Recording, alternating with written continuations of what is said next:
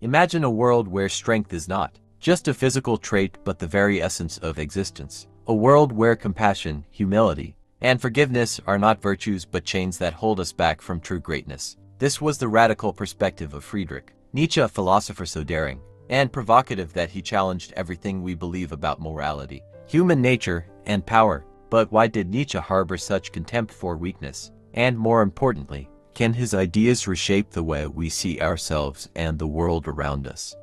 Weakness through Nietzsche's lens.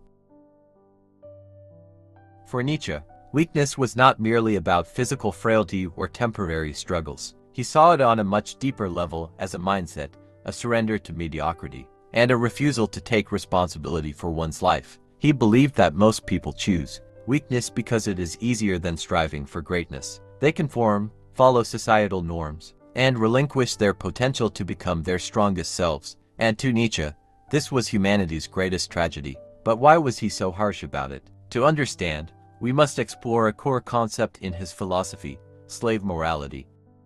Slave morality, the root of weakness.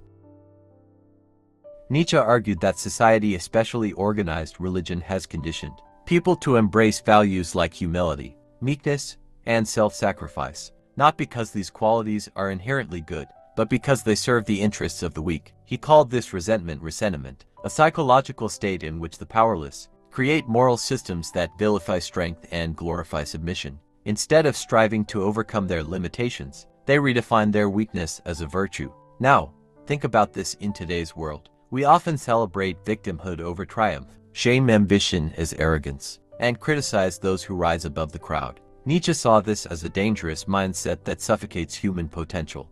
The will to power, humanity's true drive.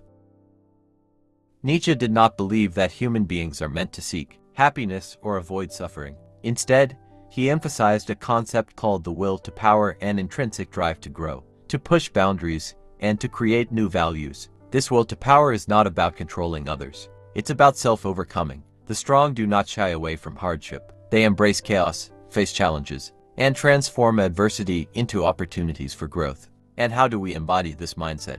The answer lies in Nietzsche's ultimate ideal, the Übermensch, the overman. The Übermensch, the highest form of humanity.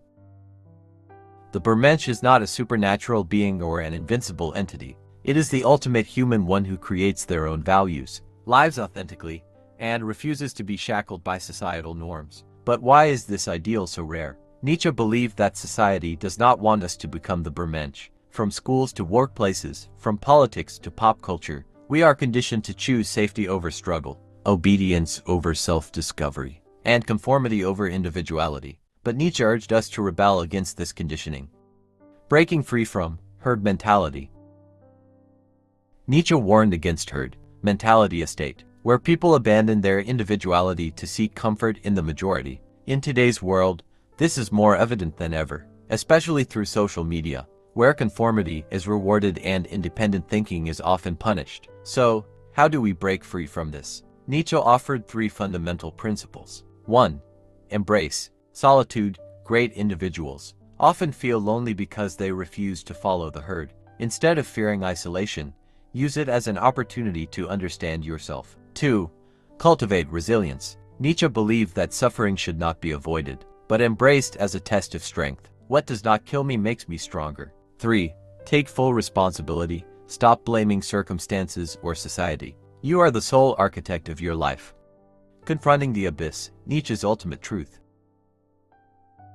Nietzsche famously said, "When you gaze long into an abyss, the abyss also gazes into you." The abyss represents the reality of existence, that life has no inherent meaning, no predetermined purpose, no divine rules to follow. For many, this is terrifying, but for Nietzsche, this is liberation. If life has no built-in meaning, you have the power to create your own. Instead of fearing the void, embrace it. See it as a blank canvas upon which you can paint the masterpiece of your life. And in the end, the most important question Nietzsche poses is this: do you have the courage to confront the abyss, to become the strongest version of yourself? Or will you retreat into the comfort of the herd, living a forgettable, mediocre existence? The choice is yours.